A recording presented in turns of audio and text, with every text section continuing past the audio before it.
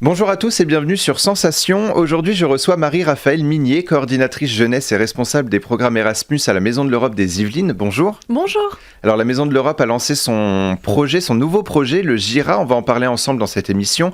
Mais avant cela, quelles sont les missions et ambitions de la Maison de l'Europe des Yvelines ? Alors, comme les 36 Maisons de l'Europe du territoire français, nos ambitions sont généralement de rapprocher les citoyens des thématiques européennes de l'Europe, leur montrer que c'est pas juste quelque chose d'un petit peu abstrait à Bruxelles ou à Strasbourg, mais des actions concrètes dans leur quotidien.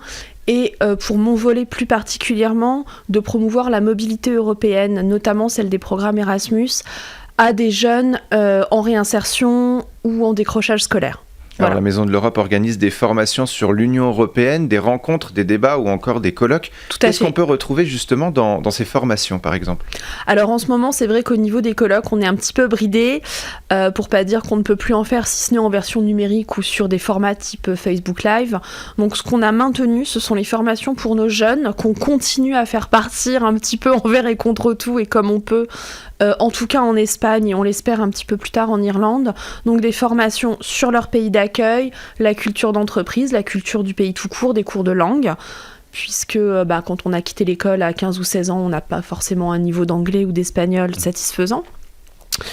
Et aussi plein de nouveaux formats dont on parlera plus tard, comme l'amitié franco-allemande ou le pacte vert européen et comment faire de notre quotidien un quotidien un petit peu plus vert justement. Donc voilà, les anciens modules, comment se préparer à une mobilité internationale, et les nouveaux qu'on essaye de mettre en œuvre cette année, malheureusement beaucoup en visio.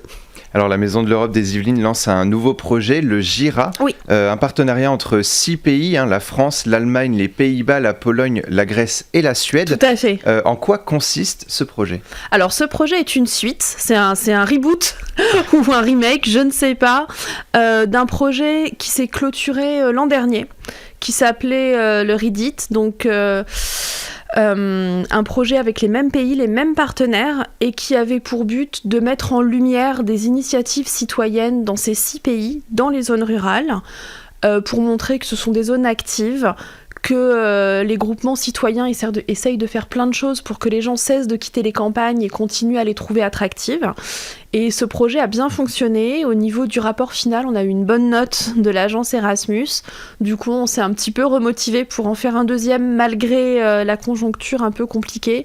Donc même partenaire, même pays, même problématique. Comment faire pour que les zones rurales restent des zones attractives, des zones d'avenir, des zones où il se passe plein de choses, avec un focus particulier, le nouveau pacte vert européen, et comment s'appuyer là-dessus pour mettre en place des actions. Alors, en vous basant sur le Green Deal ou le pacte vert européen, C'est ce que vous venez de dire, vous vous concentrez sur cette question, comment rendre les villes plus vertes ? Oui, tout à fait. Quelles sont les solutions justement pour rendre les villes plus vertes ? Alors dans un premier temps, surtout écouter les habitants, que ce soit des zones rurales ou des communes qui ont décidé de mettre en œuvre un verdissement, ou en tout cas une durabilité, un processus de ville durable, de mobilité durable, etc. Être à l'écoute des besoins, s'appuyer sur les initiatives locales, s'appuyer sur les initiatives des jeunes. Même si ce n'est pas le premier public visé par le projet, on compte aussi sur eux. C'est mettre en lumière des projets dont on n'entend pas forcément parler habituellement, grâce à un guide numérique de bonnes pratiques, dans lequel les habitants peuvent aller piocher pour se dire un cours de cuisine sur les traditions locales, ça peut fonctionner. Tiens, une bibliothèque numérique ou une bibliothèque ambulante, ça peut marcher. Voilà, c'est vraiment donner le plus d'idées possible pour que les gens aient connaissance de ce qui se passe, pas seulement autour de chez eux, mais aussi en Grèce, aussi dans une campagne polonaise et aussi au fond des bois en Suède. Alors justement, qu'est-ce qui a été prévu concernant le projet GIRA ? Est-ce que les différents pays et villes vont échanger autour de cette problématique de rendre les villes plus vertes ? Est-ce qu'il va y avoir des rencontres, des débats ? Alors, initialement, on avait prévu sur ce projet-là une rencontre dans chaque pays partenaire, Contrairement au premier projet où nous n'avions fait que 4 rencontres, là on en a prévu 6. Maintenant, voilà, on se heurte un petit peu à la problématique de la Covid et des fermetures pas des fermetures de frontières, mais des quatorzaines, des restrictions à l'entrée. Quand on fait un meeting de 5 jours pour aller rencontrer les partenaires polonais et qu'on vous demande une quatorzaine, un test PCR, voilà, c'est compliqué. Donc on espère qu'au printemps, ce sera possible de commencer vraisemblablement avec la Suède ou la Grèce. Après, des rencontres numériques, pourquoi pas, on n'espère pas, puisque l'important c'est de se voir et d'échanger sur le terrain, c'est quand même le cœur du projet. Alors justement, vous en parliez un petit peu, le projet Jira qui durera 30 mois et est mis en place en pleine période de crise sanitaire. Est-ce que malgré tout, vous êtes inquiet ou est-ce que vous avez justement de l'espoir pour que ce projet se mène à bien ? Les deux. Oui, on est inquiet bien évidemment parce que, pour vous donner un exemple très concret, c'est un projet qui a commencé il y a 6 mois et sur lequel, officiellement, la date du début de projet était début septembre et on n'a rien pu mettre en place à part créer un logo, faire des rencontres numériques avec les partenaires principaux pour se dire voilà, on va faire ça. Mais c'est surtout beaucoup d'interrogations pour voir comment mettre en œuvre. Alors oui, on va le faire, puisque lors de la dernière rencontre qu'on a faite en ligne avant les fêtes, on s'est dit on n'annule pas. On y va, il y a forcément un moment où on pourra partir. On échange beaucoup avec l'agence Erasmus qui porte et qui finance le projet et qui est de bons conseils pour dire voilà, ne vous inquiétez pas, si vous ne faites pas les rencontres dans le bon ordre, si vous commencez par la Pologne au lieu de commencer par la Suède, vous ne serez pas pénalisés. On aura sûrement aussi 6 mois de délai à la fin du projet. Ce sont les directives de l'agence, les reports de projet. Donc voilà, on va le faire, on va le mettre en œuvre. Et là, pour nous, délégation française, nos objectifs en ce début d'année, c'est de mettre en place des activités au niveau local, parce que les Yvelines sont quand même un territoire essentiellement rural. Donc de voir ce qu'on peut faire déjà sur place pour commencer à documenter le projet. Et aujourd'hui, l'environnement est un enjeu important, notamment pour la jeune génération. Comment expliquer que la jeune génération est plus sensible à l'environnement et que faites-vous pour intégrer les jeunes dans ce projet ? Alors, pourquoi ? Je ne sais pas exactement. En tout cas, je suis ravie de les voir s'impliquer. Ça avait commencé, je pense, il y a quelques années avec les premières marches pour le climat, où on voyait les jeunes se mobiliser. Et c'est vrai que c'était impressionnant de les voir se mobiliser pour la cause climatique en se disant c'est chouette, ils s'intéressent vraiment à leur avenir et ils ont envie de consommer différemment. Et je pense que les jeunes ont quelque part pris conscience que le mode de vie peut-être de leurs parents, de la génération juste d'avant, n'est pas viable, n'est pas durable et qu'il faut trouver d'autres moyens de fonctionner. Moi, je travaille beaucoup dans les lycées, je vois les jeunes faire la guerre à la cantine. Non, faut arrêter les couverts en plastique. Non, faut pas gâcher.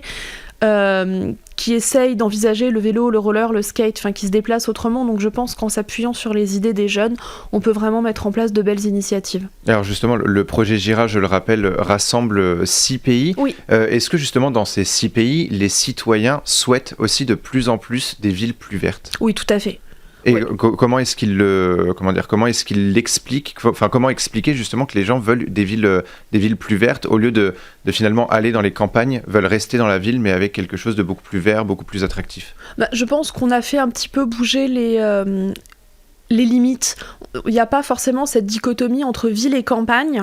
On peut se dire, on peut vivre à la campagne en bénéficiant d'une offre de transport correcte, d'une offre culturelle, d'une offre éducative tout à fait performante.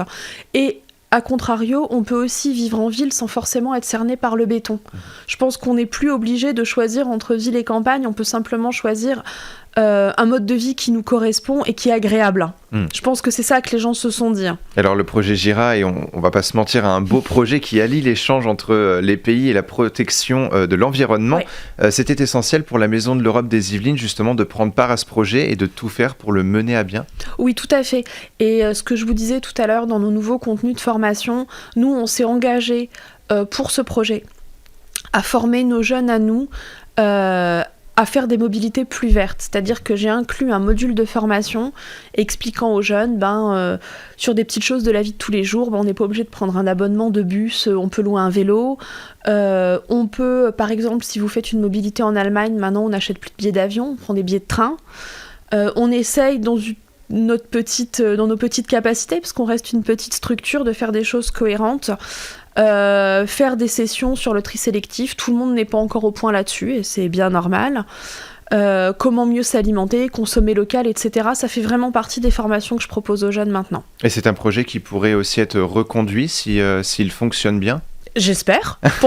Je pense qu'il y aura de toute façon toujours des choses à faire pour le climat et pour une Europe plus verte, donc oui, j'espère. Et on vous l'espère aussi. Merci beaucoup, Marie-Raphaëlle Minier, d'avoir été avec nous sur Sensation.